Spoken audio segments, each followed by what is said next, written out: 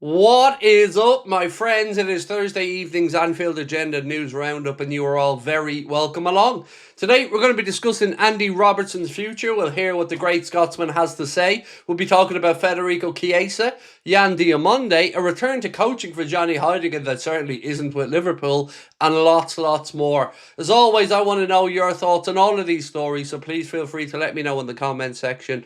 Drop a like if you enjoyed this video, and I'm delighted to say I will see you back here tonight at 8:45 for the late night agenda. The Burnley preview, that is in the can, and that will be out later on tonight as well. That'll be dropping straight after tonight's stream. Right, we do have a lot to get through over the next few minutes, so let's get straight into it. Start off with a bit of an update. The match officials for the game against Burnley at Anfield on Saturday. Reminder, it's a 3 p.m. kickoff. The referee for the game will be Andy Madley. His assistant, Lee Betts. Referee's assistant number 2, Mark Perry. Fourth official, Adam Herzig. And VAR, Michael Salisbury. His assistant, Dan Robertson. So they're the officials, and hopefully even they can't ruin what should be a straightforward 3 points for the Reds. Now, speaking of things that aren't straightforward, Andy Robertson's future, what is going to happen there? Well, we know his contract is up with the Reds at the end of the season, same as Ibrahim Konate, but what has Robbo had to say about his future? He said, "We'll see what happens. We've had chats now which will remain private. I've spoken to them and we'll see what happens. Would I like to stay? Yes, but it's a difficult question to ask. I've got 5 months left and we need to see the option to stay or if there's an option to go and things like that." A little bit further on it, he said, "I'll sit down with my family and decide.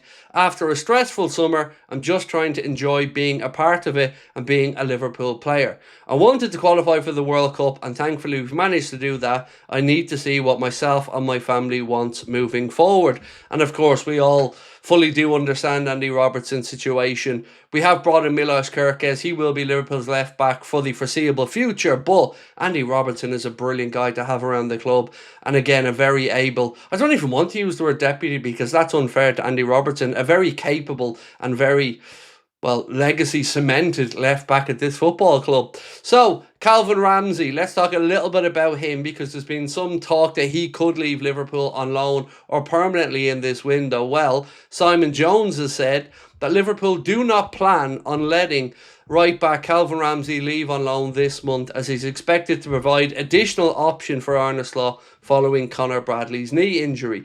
Of course, look, it's always better to have too many options than too little. Don't know how much game time Calvin Ramsey's going to actually see with the situation with Conor Bradley. And of course, we still have Jeremy Frimpong there. We know that we can use Joe Gomez if we need to at right back. Szoboszlai's filled in there as well. But it'd be also interesting to see how Calvin Ramsey does get on if he does get more minutes. Now, somebody who Liverpool have, well, I guess it's how you look at it. I say have let slip through the net. Others may say, well, didn't need him and all. But Johnny Heidegger, he has made a return to the Premier League. It isn't with Liverpool though. So we're delighted to welcome Johnny Heidegger to the club as first team assistant coach, joining Thomas Frank's Spurs coaching staff. I think this is a really good appointment by Spurs. We know the great relationship Johnny Heidegger had with the Liverpool players. It was written about in depth by many journalists. I wouldn't have said no to him coming in and helping us out for the remainder of the campaign because, well, you know, my take on the managerial situation. But either way, that's a good move for Spurs. They've also brought in Conor Gallagher, which I think is another good move for them. And it's been an interesting week. But us, you know, the ones who are defending the league title and trying to win the Champions League, well, it doesn't look like we're going to be doing any business in the January transfer window as things stand. We're halfway through the month now and no signs of anything happening. One name that did come up as a possibility, especially at centre-back, given our lack of depth there, was Charlie Cresswell. But again, he could be moving elsewhere. David Ornstein has said Wolfsburg have made a proposal to sign Toulouse defender Charlie Cresswell, bid worth around €80 million, submitted by Wolfsburg. Doubtful offer at level Toulouse would want, considering sale, but 23-year-old England under-21 international also has interest from elsewhere. And Liverpool were one of the clubs that were interested in Cresswell previously.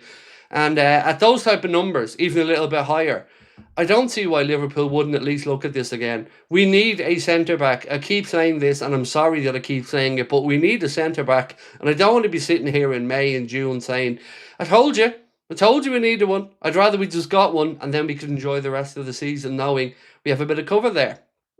One story that I haven't really had to have much of a say on because I didn't actually think I needed to.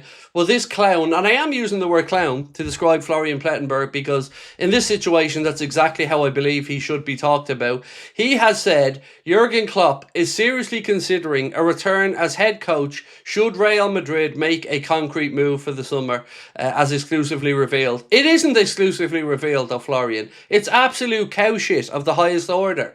Let's be honest, the man himself has said he doesn't want to go. The man himself has said he has no plans to return to management, that he's happy and content in his life, spending some quality time with his family, doing his projects with Red Bull. He's even talked about the Alonso situation this week. How can this clown be given the airtime when we all know what he's saying here is absolute nonsense? And that's before I even get into the situation with Real Madrid being the antithesis of everything Jurgen Klopp is about. He goes on to say Madrid have always fascinated him. No, they haven't. Stop lying. Fascinated in a way that you rubberneck a car crash when you drive by? Perhaps. I don't understand what this lad is going on about. How has he been given the airtime on Sky and elsewhere to say this nonsense when we all know there's more chance of me becoming the next Real Madrid manager?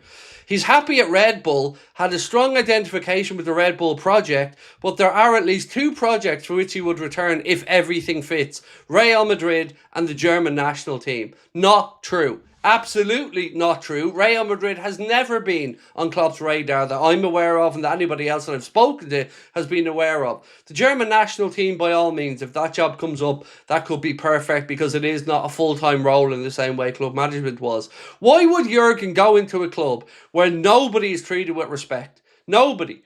Do you think he hasn't noticed what's happened with Xavi Alonso, somebody who he holds in the highest of regard? Do you think Jurgen Klopp is going to go in there and allow players not to press, not to work, not to live life the right way, not to treat themselves like professional athletes, and to allow player power to control? You think that Jurgen Klopp is going to go to Real Madrid? Will you grow up?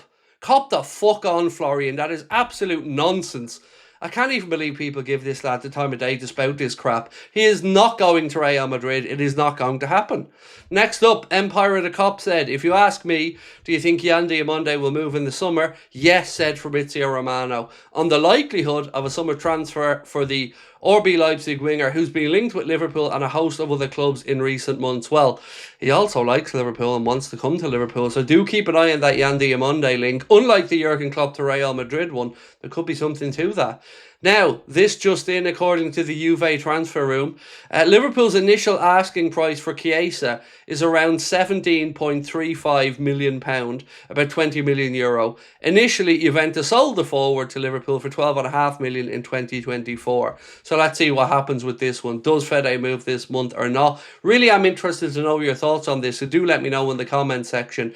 I apologise that I came in hot today on this one, but that whole Jurgen Klopp story really has wound me up because I just don't understand how anybody that would like to think of himself as credible, that even has the basic, most rudimentary understanding of Jurgen Klopp, could come out with that crap. And I hope that that story is receiving the treatment it deserves on social media. For now, ladies and gentlemen, I will say my goodbyes to you. Keep an eye out for the preview dropping tonight, and I will see you back here at 8:45 for the late night agenda, where we'll get stuck into it. See you then. Bye-bye.